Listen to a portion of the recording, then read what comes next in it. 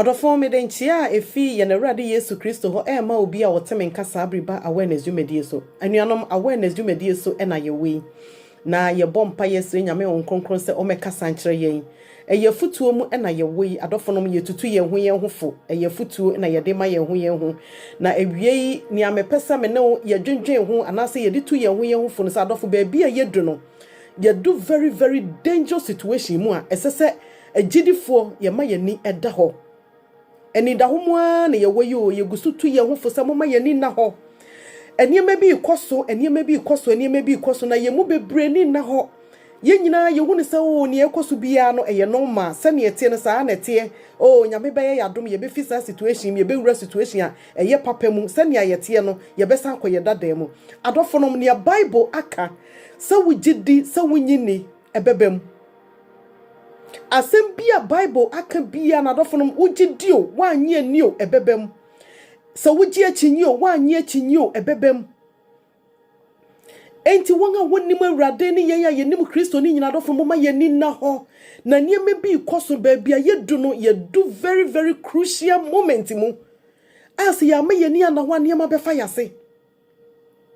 Yesu Kristo se na na ekwa wie yi a enioma nipa bebredo ano ebejojo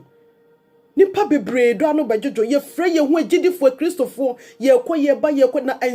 ye du baabi a nipa bebre do anu bejojo enti sɛ wonim Kristo amesrɛ so ni mu den so ni mu yie Yesu Kristo ka asɛm bi ɛwɔ Luke chapter 22 verse 36 Luke 22 verse 36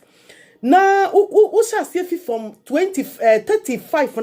na o ka kye na suafo ne sɛ abra na me ne mo ho a me soma mo no ese mo kwa ma mo mfa bibia no mo koye no ekosi sen eniema koyie de ma o mo se an na wo ba 36 na o si afeidie baabi yedu no afeidie nia woni botokotoku anase woni boto no onkope bi nto nia woni nkranta no so onye den onkoto bi efise Yesu Kristo ni mse ni wo nechi no eniema bebre na ebesisi na esisi fi Yesu Kristo ni wo nechi efi Paul no mo penso a sisi otaye no esisi abesisa abri na egusu a esisi enti adofonom Bible senia woni nkranta no won ka ne ho ton watade a wo koton ya wo na fa kope bi because baby a yedu sabri no enya agro ya tsena Kristo so madi agorache now enya agro enya sabrim ne tsena sorry dem tsena se ne esisha condom this is not the time time sabri we nya bra ye gina sorry dem na ye fashion show no mesawo every way ye muadede bre every way ye wurade hu ye mobo bre every way ye hu kronkro bra wona ye twen wo sabri mu ono nesese ehwehwe no ye di agro bi acha ye de nioma bi di agro na etwase ye koso tu ye ho fu twase ye koso kasa kire ye ho Yesu Kristo se nia woni nkrante no kope bi koton watade nia wo koton na fa kotobi efisa baby a yedu now no enya sam ketewa eniema bi koso adofonom na nia ye wen nyina no se Awurade emie wani a you may think say e normal at least ebekọ ebetwam ye besi ye dadam what we mpani nsam da se eyare ba ko tibi fa wiase nyina ewom se bi esipede na so ne esi baby kakra bi na we die afa wiase nyina nkurase nyina kire yen se ne Jesus Christ aka no ebebem John chapter 15 Yesu Kristo eka asem bi wo se nya wode ye me no se wode ye me a monso wode beye mo enti nya wotai Kristo no sani pakro na na esori etia me no mienu ebrinu ni enti mesra wo sa wotemenka enmu nua nkasa wo mo mayanwene ye huma esuro kan ye dodo etwase wo suro enei no wote asem no na wo hwehwe no kora no na no kora na timi ama wa ye ode hye anya sa ye betena na adan mo onyame de wonye yesa onyame onya ye hye atamfo nsa onyame Yesu Kristo se wodi ye aduamo no a enya me no duawu ye ena wonfa nye yen ye wura very very moment very very crucial moment mu wujidio wanye ni o ebem everywhere mu ye bra ye katre urade se urade hu ye mobo na hye yenden ye hia huhum ahoden ahoden a ye de ko enye ntokwa keke na mom huhum ahoden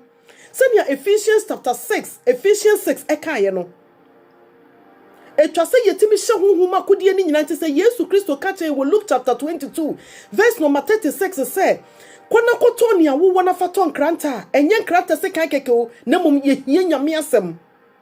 asama yen krante enu na ye hia de sabri mu odofo se wonni huhum akodie na sabri mu esese ye hwehwe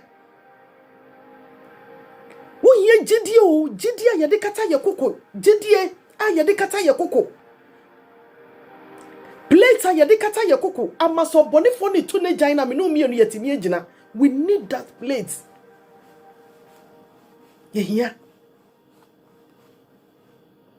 Ephesians chapter 6 akodie na wo ho no now eno na ye hia efise Yesu Kristo say monhye huhum akodie ni nyina na motimi ni obonefo ni na ede ediesie na motimi agina nanso ennem esese Kristofo ama wiasefo yetimi ma ye ni da woni ehwehwe urade no sabri mom na se wo social media entokwa a ede Kristofo ntem enya agro we are joking yeti nyema bi di agro sabri mom na kohwe social media ye makwanya ma bofusam abofusumbi enti ama hatred na ekoso. This is not the time for that. Sabri mu ye hia nyame honhom ye hia honhom akode ye hia krante a ye nyame asem Yesu Kristo sese wonni bia ne wonni bi no kope bito krante a ye nyame asem enu na ye hia ne now because baby a ye du no ehu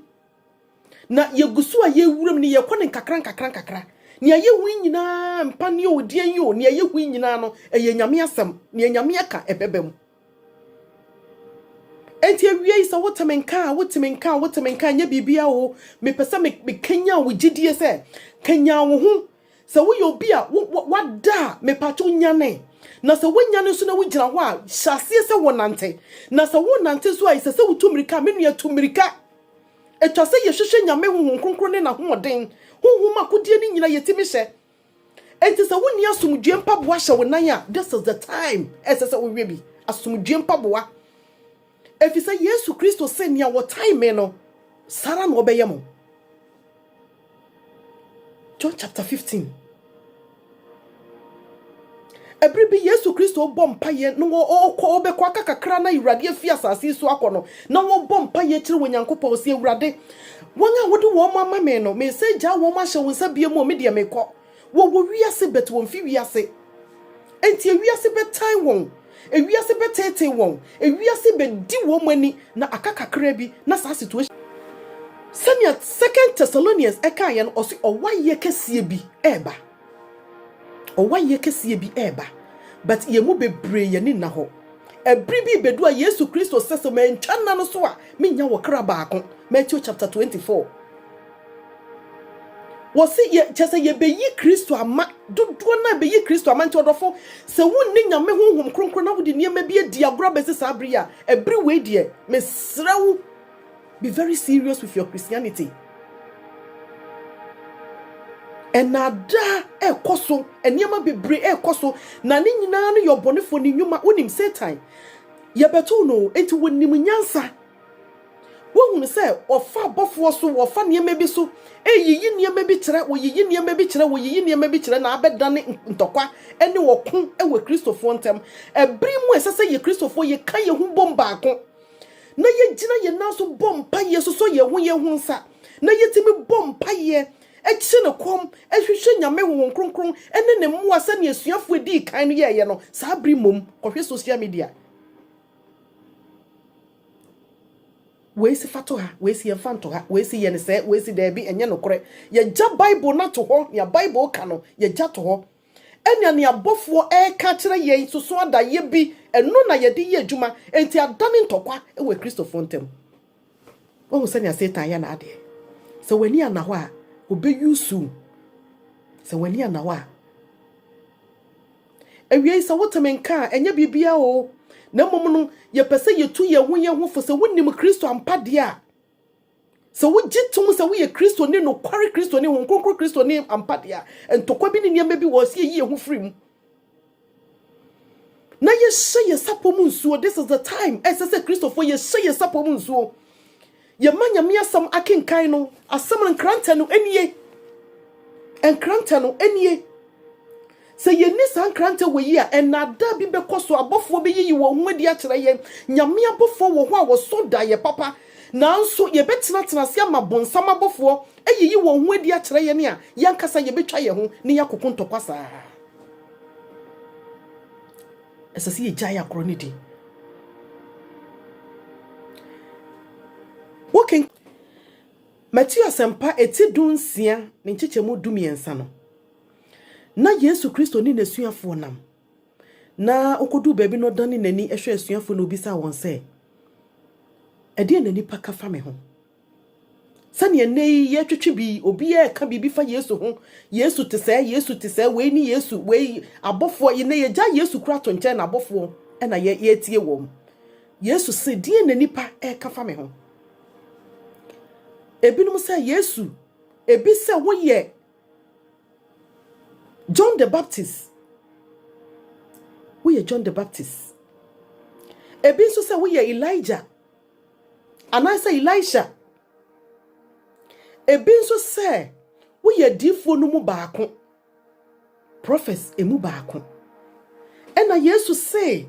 Mate, na monso a mede mo nam imu a mudi machi monso se me ye hwan. Monso se me ye hwan.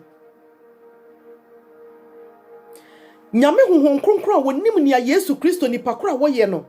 wo be hye Peter mu enti Peter bie na no pe wo se wo ye onyankopon tiasefo susuru nyankopon tiasefo ne ba no Jesus Christ nya wasra no ene wo Yesu se we die se yamfa mfisoro amfa amawa anka wo hu adofo no ye no bebre ye di Kristo achi o na so ye ntimi hu nipa kopoti a Yesu oye ye wuni pakwa ye di na chiri ni pakwa potia wo ye enti ama ye wura fi ye ho Yesu Kristo ni wo ne sori a wo be wudi ma ye no ye mu bebre ye ni ma ye ho so e wo ho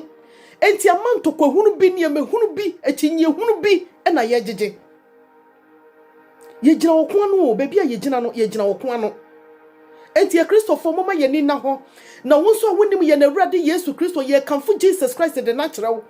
was say enipa nyina sam ye hwan ebinum sa wo ye Elijah ebinum sa wo ye John the Baptist ebinum sa wo ye difo ne mu baako sane ne ye mu bebre kasa Yesu Kristo or ye prophet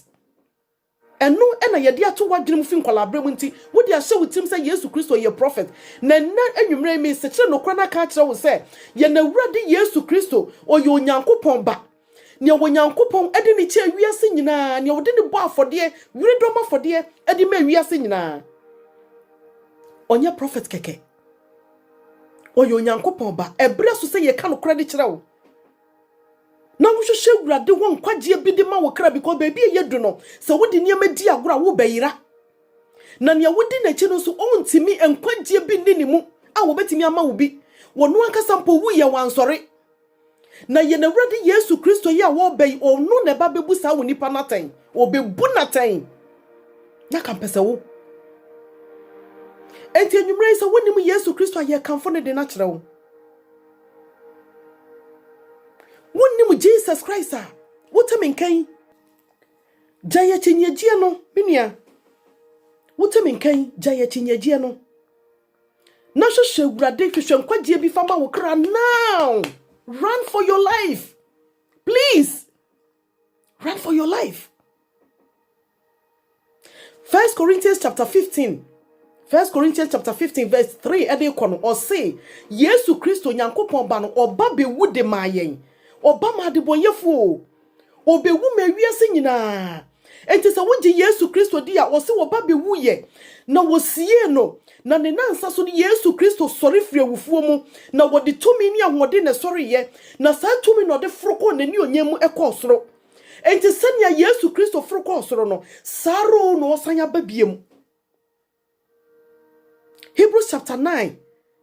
Hebrews 9:28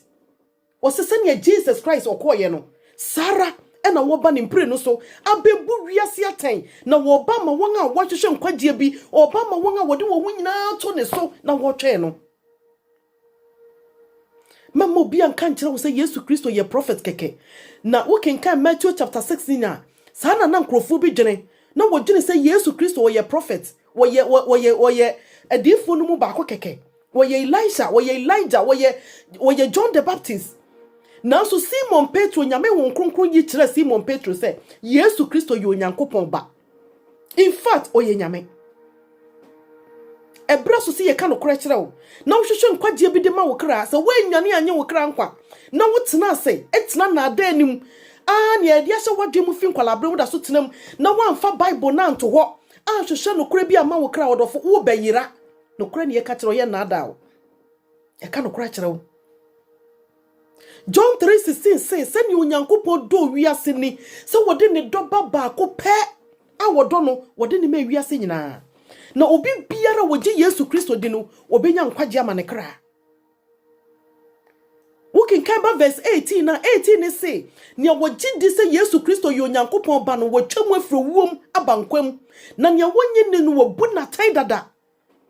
Enti se wanye ni se Yesu Kristo yo Nyankopon ba na wo boni nti na obewu ye wo sie ne de mawo hwan leader ben e na wotimi ewu ane nansa so wasore na wotimi afro kosoro na wasanya hye nipa bose me nsanya babiem abebu wiase nyina tan eye leader ben ya wo betimi a kire me bi ebi ni ho apart from ye na Awurade Yesu Kristo ebi ni ho obi ani ho wo ba asase so a obabun etime wo no na wo benanti asase so se nipa o nante te se yenya na wonyini du ne mpempenso bi na fe wode ne nkose me de me nkwa beto ho na ne nansa so mesanya fa na mpanso ogya ne kremu ede to ho na wo kun no sen wasenua no so ede ma me no mienu emfa wo se wonim Yesu na so be wuma wo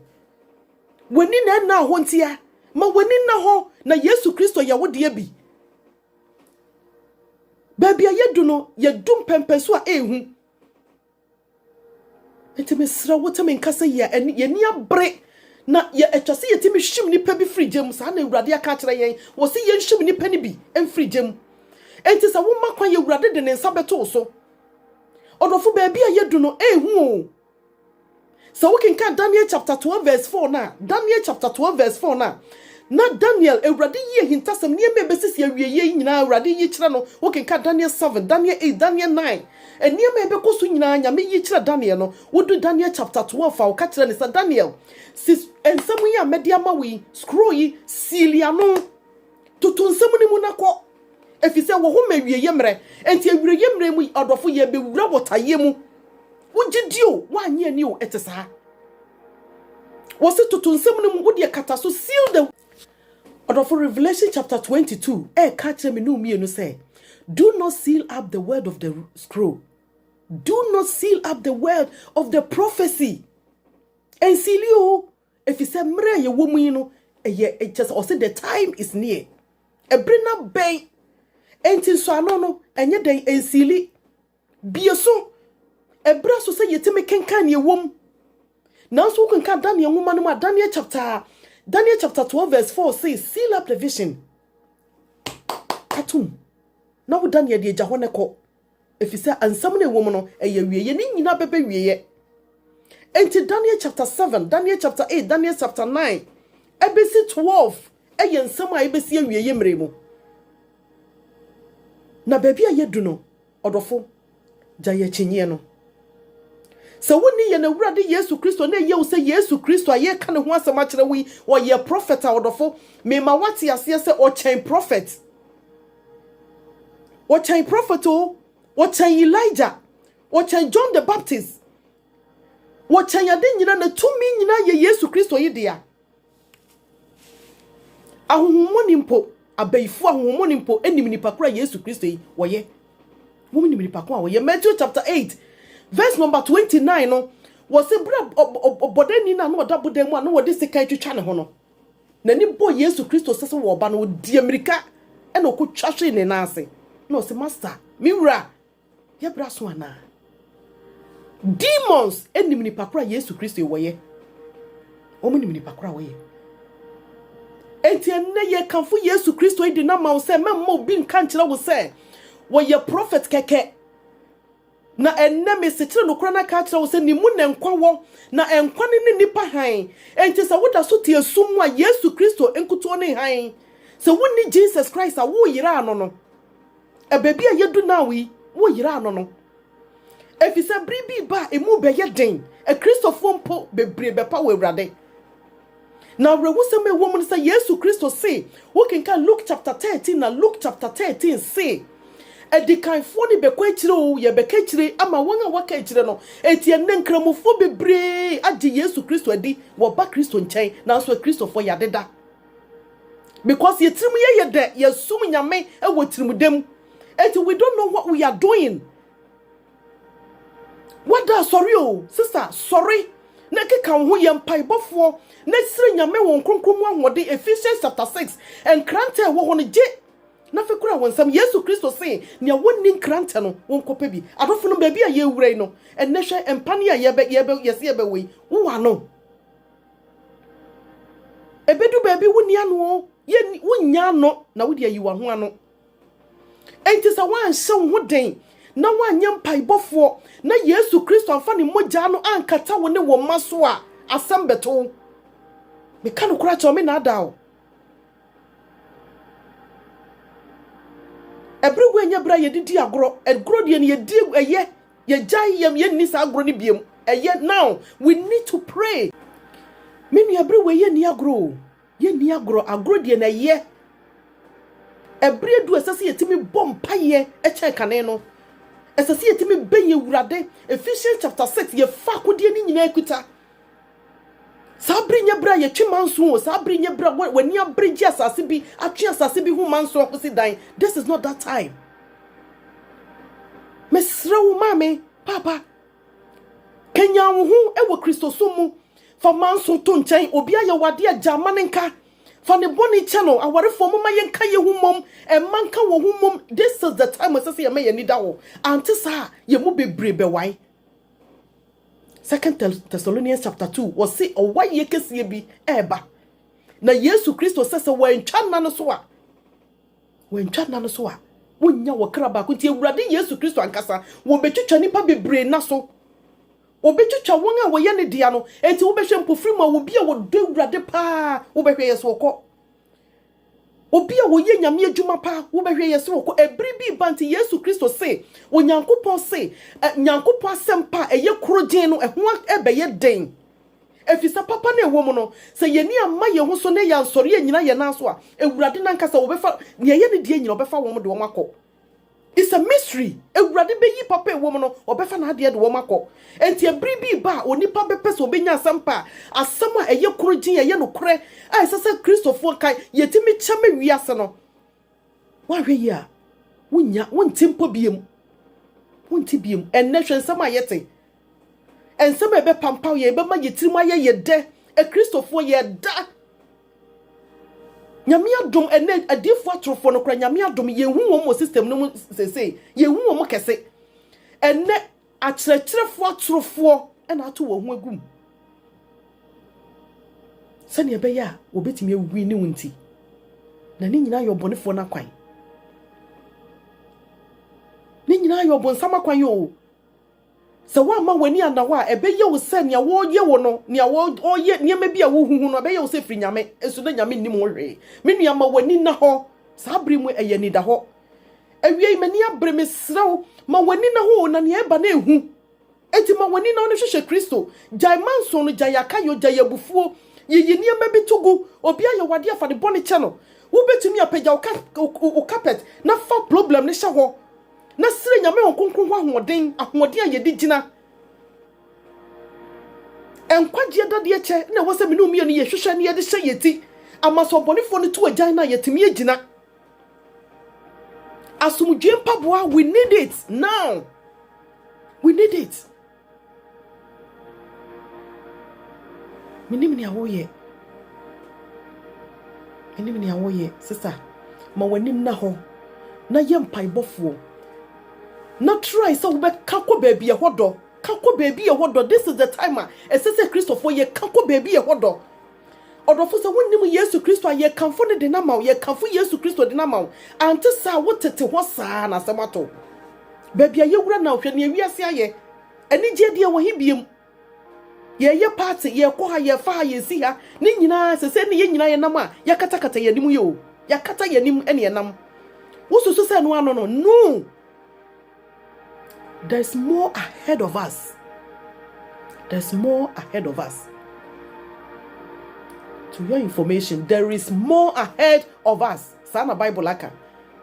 Eti ma wani na ho. Ne Johnny je wo kra nkwa. Anya sa. Anya sa.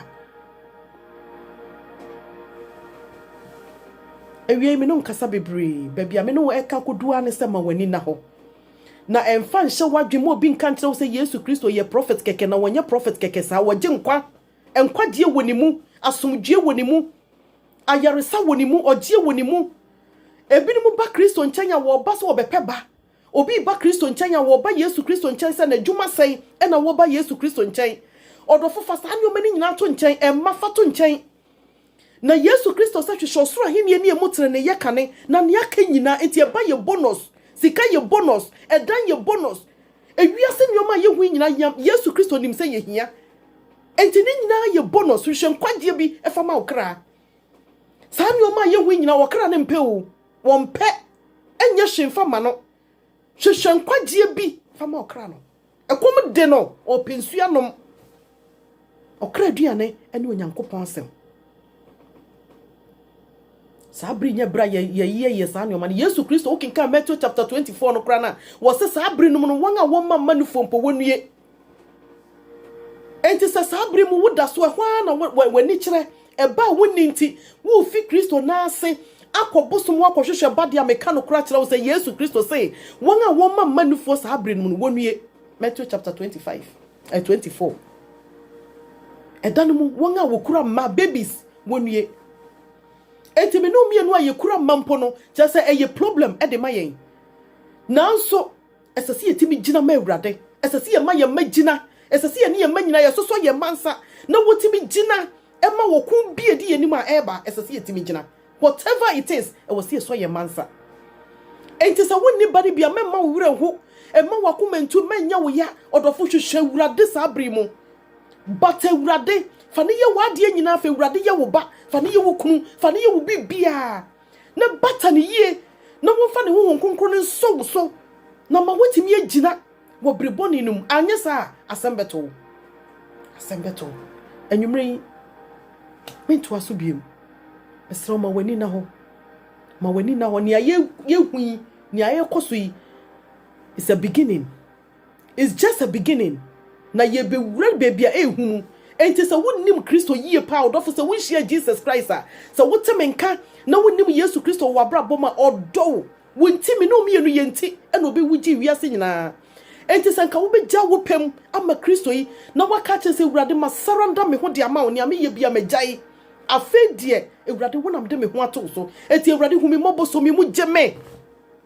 ma me hu ma hoden ni bi fa ho konkro soma no hwie wo mogya ne go me so bi Awurade me ka ho bi me so me Abraham asene enti Awurade so me mu Yesu Kristo begye wo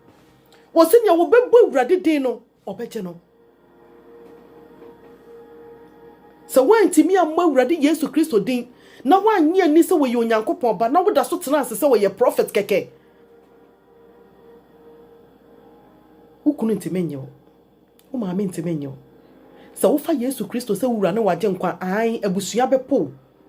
nanso Yesu Kristo se nia wobedo abusua nia wobedo ma nia wobedo ni kunu acha mi Awurade no wonfata mahenie enti wodofo ye beta wo nanso bata Kristo ho efise wiase tai Kristo na sa wiase krona odi otaye kese ebe wiase nyina ye suafo ni fam no me no mienu ye nsene wo hye wo sapo mu nsuo na sere nyame won kronkron o se nia woni nkrante no Luke chapter 22 verse 36 nia woni nkrante no won kopebi se woni nkranta enkrante gira wo manyame asem kopebi na fa wo nyina to Awurade so na hwehwe nkwagye bi fama wakra enyumre nyame hira nyame nka wo ho na Yesu Kristo say we can count John chapter 3 verse 13 to 15 and was in a senia Moses ma owo no so e wo sre no so no Sara e na wo be ma woni pa ba no so na obi bia obepagya nani ahwe Yesu Kristo bia no wo beje ne nkwa enti odofo sabri mu nia me di gya woni se pagya wani na hwe Yesu Kristo nkuto he emma bibia nyi wasaba mu me hu nkan se wo suru ade a ehu kan wo pe wayira ewurade se wa ma ye huhunhum wa ma ye huhum a ye di suru ade o ma ye huhum a ye di gina huhum a kokodro huhum e no de ma ye wa ma ye huhum enti mensuro emma wakumentu na mom hwehwe huhum kronkron ni mu ahoden na ewurade hie na hoden ne ne hosra hu ne umanyina so na matimi ye gina e wo briboni mfio ba bia ye wure no. This is just a beginning otaye kese bi eba nyame nhyira e wo Yesu Kristo di mi hye wo hoden with Jesus Christ name.